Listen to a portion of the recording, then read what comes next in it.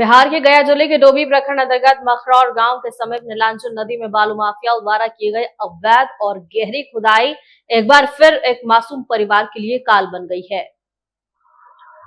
घर का इकलौता चिराग बुझ गया और दो मासूमों के सिर से उनके पिता का साया उठ गया है। दरअसल मृतक सुजीत यादव डोभी प्रखंड के ही ओछमा गांव के रहने वाले हैं, जहां पर अपने माता पिता के इकलौते पुत्र थे। इस हादसे ने हंसते खेलते परिवार को उजाड़ कर रख दिया। सुजीत अपने पीछे दो मासूम बच्चों को छोड़ गई हैं, जिसमें से एक की उम्र महज 3 वर्ष और दूसरे की उम्र 10 महीने है। घटना के बाद से पत्नी संजू देवी का रो रो कर बुरा हाल है। पूरे अछमा और मखरौर गांव का इस हृदय विदारक घटना से बाद मातमी सन्नाटा पसरा हुआ है। ग्रामीणों ने भारी आक्रोश कर दिखाते हुए यहाँ पर आक्रोश नजर आ रहा है। स्थानीय ग्रामीणों का आरोप है कि इस क्षेत्र में बालू माफियाओं का आतंक चरम पर है। नियमों को ताक पर रखकर नदी और उसके आसपास के इलाकों में इतनी गहरी खुदाई कर बालू निकाला जा रहा है और बड़े बड़े जानलेवा गड्ढे बन रहे हैं। ग्रामीणों ने कहा कि प्रशासन के अनदेखी के कारण यहाँ हर साल ऐसी बड़ी और दर्दनाक घटनाएं आम बात हो चुकी है, लेकिन माफियाओं पर कोई ठोस कार्रवाई होती नजर नहीं आ रही है। ये घटना बहुत निंदनीय और दुखद घटना है। हमारा गांव के मेहमान थे जो कि कल शाम को आ रहे थे और नदी में पैर फिसल गया, गिर गए। इसका ठेकेदार के द्वारा मनमानी जो ढंग से गड्ढा 20 फीट 25 फीट किया जा रहा है। हम लोग पिछले साल भी पूरे ग्रामीण 500 यहाँ जुट के रोक लगाए थे। डीएम साहब को, आईजी साहब को, डीएसपी साहब को, एसडीओ साहब को, सारे लोग को हमने आवेदन दिए हैं। लिखित हमारे पास प्रूफ है, लेकिन आज तक 1 साल में कोई कार्रवाई नहीं हुआ। हर साल 1 आदमी 2 आदमी मरते जा रहा है, कोई प्रशासन का कार्रवाई नहीं आज तक हुआ। ये हम लोग के पूरा गांव का आवागमन इसी बजौरा बाजार है। हम लोग इसी गांव ग्रामीण लोग आते जाते हैं, लेकिन फिर भी ठेकेदार द्वारा कोई मनमानी तरीके से करते गया। और जो भी मृत्यु हुआ, इनका परिवार का नौकरी, एक परिवार बच्ची को मिले और उसको उचित जो मुआवजा हो वही मिले, वही हम लोग। क्या बिहार का मुख्यमंत्री सम्राट चौधरी लंबे लंबे वादे करते हैं, बालू माफिया, भू माफिया, शराब माफिया पर हम बुलडोजर चलाएंगे, इसके प्रति आपको क्या कहना है? बालू माफिया के प्रति क्या माफिया ये सरकार का ही अधीन में काम करते हैं। वो जो सरकार सम्राट चौधरी जो वादा करते हैं वो हवाई है। वो आज आपको साक्षात देखने को मिल रहा है। आज बालू माफिया कहाँ है? उनके पर कार्रवाई करें, बुलडोजर चलावे हैं। कहाँ सम्राट चौधरी सुतल हैं? क्या नाम है आपका? तारकेश्वर यादव, नीमा पंचायत। देखे ना भाई वन्नासी बाबा और हम सोची कई हमर तो घर आने लग गेलो बापा हो। केगो पुत्र थे आपका? लड़का केगो थे? इकलौता लड़का थे? इकलौता था ये। उनका ससुराल कहाँ हुआ था? ससुराल में खराब। अच्छा, कैसे सूचना मिला आपको? हमरा सूचना मिला, हम पटना में थे तो हम यहाँ आए था जाने। हमरा फोर्स मार के खाली बोलाया कि आयो यहाँ आ जाओ, यहाँ आ जाओ। हम यहाँ जाने आए हैं अभी तक। क्या नाम था उनका? आपका बेटा का क्या नाम था? कितने बच्चे थे उनको? 2 लड़का थे। कितना उम्र था बचवा का? कितना उम्र है? 3 साल हो रहा है, ओके साल लगेगा अभी, मैंने 6 महीना। क्या कहेंगे इस घटना के प्रति? क्या कहेंगे संतोष जी आप? अभी हम डोभी के लीलाजन नदी में हैं, जिसको फल्गु भी बोलते हैं, और ये डोभी प्रखंड के समीप जो बजौरा पंचायत और इधर नीमा पंचायत के बीचों बीच नवोदय विद्यालय है। नवोदय विद्यालय के पास ही एक बहुत बड़ी घटना घटा है। और मैं बताते चलूं कि एक डोही प्रखंड के 75 पंचायत के निवासी, क्या नाम है उसका, सुजीत कुमार यादव, अपने ससुराल आए थे और इसी रास्ता से गुजर रहे थे, लेकिन किसी कारणवश पैर फिसल गया, पता नहीं चला अंधेरा रात में, और पैर फिसलने की वजह से वो बड़ा सा जो खाई बना हुआ है बालू माफियाओं के द्वारा, तकरीबन 25 से 30 फीट गड्ढा है और पाइपलाइन से गड्ढा किया जाता है। और नीतीश कुमार दुहाई देते हैं सुशासन की सरकार बालू माफियाओं के उजाड़ फेंकने के लिए। अभी वर्तमान में नकल चौधरी बना हुआ सम्राट चौधरी, जो मुख्यमंत्री बना हुआ नकलंची जिसको कहा जाता है, नकल कर रहा है पूरे बिहार में कि हम बालू माफिया और जमीन माफिया को उखाड़ के फेंक देंगे। मैं पूछना चाहता हूं उनसे कि आपका माफियागिरी कब तक रुकने वाला है?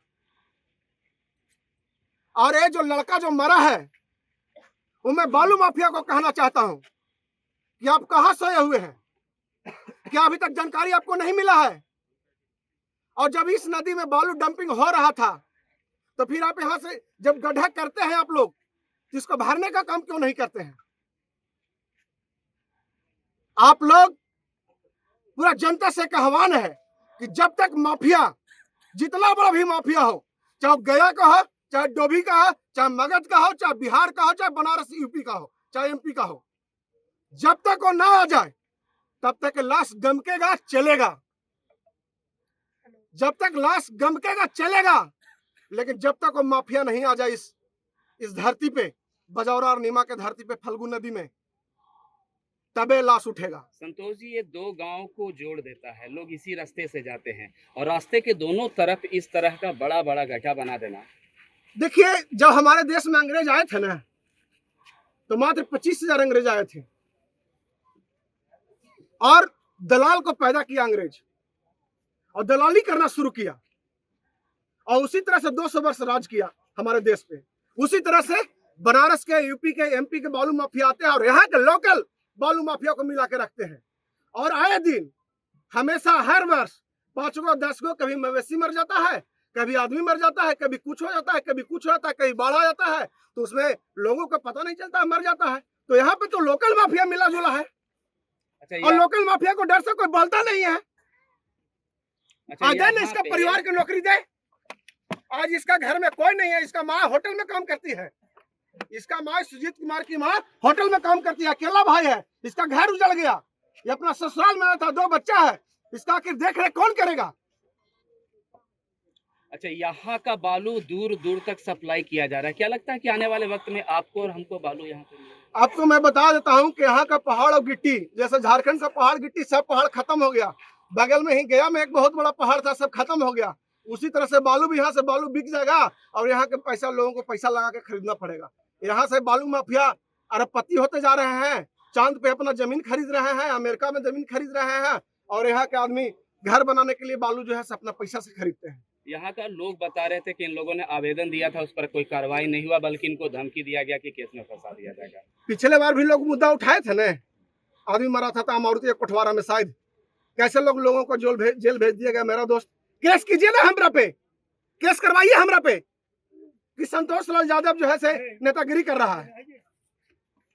हम जेल जाने के लिए तैयार हैं, लेकिन एक एक आदमी जो हर वर्ष मरता है उसको यहाँ के माफिया, यहाँ के सरकार, यहाँ के विधायक, यहाँ के एमपी वो जवाब दे। पार्लियामेंट में, चाहे पटना का पार्लियामेंट हो, चाहे दिल्ली का पार्लियामेंट हो, लोकसभा का, वहां पे जवाब दे। वहां पे सरकार से सवाल पूछे कि गया ही नहीं, पूरे बिहार में आदमी जब मरता है, यहाँ का जब बालू बिकता है और जब आदमी मरता है तो कितना मुआवजा देता है। सरकार का एगो है कि 4 लाख रुपए हम दे देंगे, 4 लाख मिल गलो ने, सीओ साहब आवेंगे, बीडीओ साहब आवेंगे, प्रमुख साहब आवेंगे, 4 लाख मिल गलो तोहरा, 4 लाख में पेट पालन हो जाएगा गरीब परिवार का या किसी का भी। मौत का कीमत तय कर मौत दिया का गया। कीमत नीतीश कुमार, सम्राट चौधरी 4 लाख रुपए लगा दिया है, 4 लाख लगा दिया है। बालू जितना उठाना है उठा लीजिए। मैं यहाँ के लोकल आदमी से मैं कहना चाहता हूँ, मेरा घर नदी के किनारे नहीं हुआ, मैं कसम खा के कहता हूँ कि नदी एक इंची बालू नदी में नहीं चलता। हाईवा और क्या बोलते हैं उसको, ट्रिप टेलर, जेसीबी और पॉपलेन, अगर मेरा नदी किनारे घर रहता तो चैलेंज कर रहे हैं, कितना बड़ा बालू माफिया होता उसको हम देख लेते हैं। मांग क्या? जितना बड़ी जेल तुम्हारी औकात पता चल जाता, कितना तुम्हारा पास जेल है। अरे पब्लिक खड़ा हो जाने, लोग नेतागिरी करता है बालू पे, यही नदी पे, लेकिन पब्लिक खड़ा हो जाए, समझ में आ जाएगा बालू माफिया के। यहाँ के आदमी पैसा, क्या पैसा से खरीदते हैं ना आप लोग बालू जी, पैसा से खरीदते हैं ना। खदेड़ के लोग को मारा जाता है, खदेड़ को मारा जाता है कि पैसा तो फ्री बालू उठा लेगा, जब फ्री उठाता है तब। हमारे घर के बालू और हम पैसा देंगे? हमारा घर के बालू है और पैसा हमको देना पड़ता है। और यूपी और एमपी वाला बालू बेचता है या पैसा कमाता है। साला पूरा ट्रिप टेलर फ्री जा रहा है, बालू पूरा फ्री जा रहा है, अब 50,000 रुपया वसूल कर रहा है उसे बालू पे। सम्राट चौधरी से मैं सीधा कहना चाहता हूँ, यहाँ का स्थानीय प्रशासन से कहना चाहता हूँ कि बालू माफिया को बुलाया जाए, चाहे कितना बड़ा बालू माफिया हो, कितना बड़ा बालू माफिया हो, उसको बुलाया जाए और एसडीओ साहब, सीओ साहब, डीएम साहब से आपके चैनल के माध्यम से मैं कहना चाहता हूं कि एक परिवार इसका जो पत्नी है, इसका एक नौकरी मिले। और जब जब कोई आदमी बालू में नदी में मरेगा, अगर आप चाहते हैं बालू उठाने के लिए, लगता है कि बालू उठावे, तो आप सोच लीजिए 50 लाख रुपया और एक परिवार का नौकरी आपको देना होगा। आपकी मांग नहीं मानी गई तो अगला कदम? नहीं मानी गई तो यहाँ का पब्लिक सोच ले, हम थोड़े मरने आते हैं यहाँ पे। हम तो इनको सहायता के लिए, साथ देने के लिए आए हैं। डोभी से पिपरघट्टी से हम साथ देने के लिए आए हैं। इन लोग धरना पे बैठ जाए, हम अभी धरना पे बैठ जाएंगे बिछा करके। सबसे पहले पुलिस हमको उठा के लेके जाएगी। अरे हम पप्पू का सिपाही है, पप्पू यादव का। डरते नहीं है, लड़ते हैं। झुकना मुझे पसंद नहीं है, चाहे वो कोई भी आ जाए, कितना बड़ा माफिया आ जाए। अगर वो गलत है तो गलत है। इसलिए मैं यहाँ के जनप्रतिनिधि, दोनों साइड का मुखिया, दोनों संजोग बस दोनों जादव व्यक्ति का मौत हुआ है। इनदीप यादव मुखिया जी से मैं कहना चाहता हूँ, और इधर का नाम है भून यादव मुखिया जी से मैं कहना चाहता हूँ कि आप में अगर दम है तो नदी में बैठिए। एवं तमाम यहाँ के डोही प्रखंड के जनप्रतिनिधि को मैं आह्वान करता हूँ कि मैं बैठने के लिए तैयार हूँ साथ में। आप आइए, बैठिए। आप चाहते हैं ना कि यहाँ का आदमी को अधिकार मिले, तो बैठिए इस नदी में। यहाँ से करमौनी से हंटर यानी कि गोसाईडीह तक के अपना क्षेत्र पड़ता है। टोटल मैं जनप्रतिनिधि को यहाँ बुलाना चाहता हूँ, आवे। और मेरा फेसबुक के माध्यम से सब लोग का न्यूज मिल जाएगा कि संतोषवा बहुत बोल के गया है। तो आप आइए ना, इस आदमी को न्याय दिलाइए। इसी आदमी से शुरुआत किया जाए। मरने वाला तो 100 आदमी मरा है अभी तक के 50 साल में। नीतीश के सरकार में 20 साल में 100 आदमी का हुआ है मौत। जानवर का 100 से ज्यादा जानवर का मौत हुआ है, लेकिन मुआवजा दिलावे आज यहाँ के जनप्रतिनिधि। और नहीं तो अगर जनप्रतिनिधि नहीं दिलाएगा तो सब जनप्रतिनिधि 10-10 लाख रुपए इस आदमी को चंदा करके दे। मैं यही कहना चाहता हूँ आपके माध्यम से। और यहाँ के पब्लिक के एक बार आह्वान करता हूँ कि आप लोग जब तक माफिया नहीं आ जाए, आप लोग अगर चाहते हैं कि हम लोग बचे इस नदी से, फ्री में बालू उठावे, हम लोग का परिवार को न्याय मिले, तो आप लोग यहाँ पे डटे रहिए। मैं आपके साथ खड़ा हूँ, भूखा प्यासा। जब तक माफिया नहीं आ जाएगा, बालू माफिया, देखना चाहता हूँ करिया है कि गोर है कि अंग्रेज के पैदा है, यहाँ पे आवे। अब 50 लाख रुपया यहाँ रख के जाए। और सीओ साहब, बीडीओ साहब और एसडीओ साहब और डीएम साहब से मैं एक आग्रह करता हूँ आपके चैनल के माध्यम से, एक परिवार, इसका परिवार का नौकरी मिले। संतोष लाल यादव, सरघाटी विधानसभा समाज सेवी।